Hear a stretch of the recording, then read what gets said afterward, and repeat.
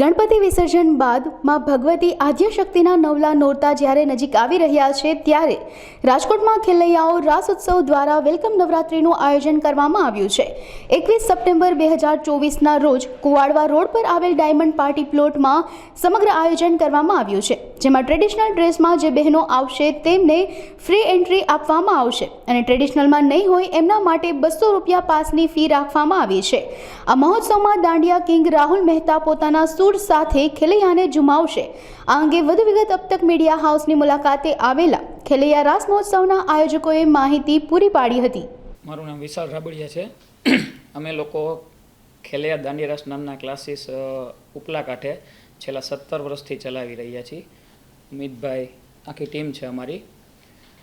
છેલ્લા 2 વર્ષથી વાત કરીએ તો વેલકમ નવરાત્રિની, તો વેલકમ નવરાત્રિ ખેલૈયા રાસોત્સવ 2022 અને 2023, જેમાં અમને રાજકોટના ખેલૈયાઓનો સ્પોન્સરોનો સપોર્ટ મળતાની સાથે આ વર્ષે પણ અમે સતત 3જા વર્ષે એક સુંદર મજાનું આયોજન રાજકોટના ખેલૈયાઓ માટે કરવા જઈ રહ્યા છીએ। વેલકમ નવરાત્રિ ખેલૈયા રાસોત્સવ 2024, જેમનું સ્થળ ડાયમંડ પાર્ટી પ્લોટ IOC પ્લાન્ટની સામે, સાત હનુમાન દાદાના મંદિરથી આગળ, Kuvadva road, Ahmedabad national highway, Rajkot.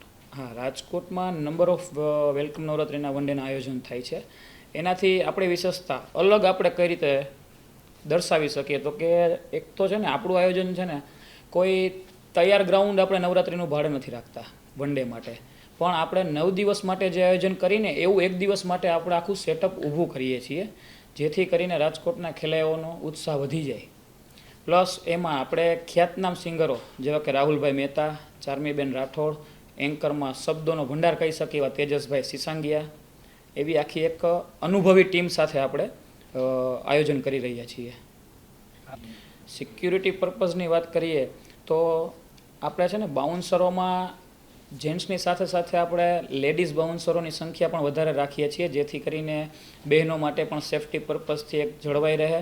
અને ફાયર સેફટી તો આપણે RMCના નિયમ પ્રમાણે બધું પાર્ટી પ્લોટમાં પણ ફાયર સેફટીના સાધનો અવેલેબલ છે।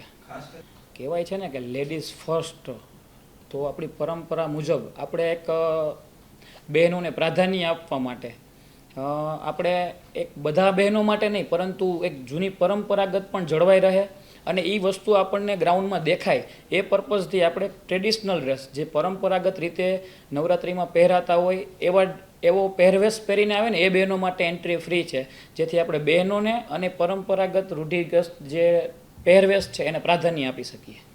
અધર પાસ માટેનો ચાર્જિસ છે 200 રૂપિયા અને એ પાસ કોન્ટેક્ટ માટે એક કોન્ટેક્ટ નંબર છે 9723999995।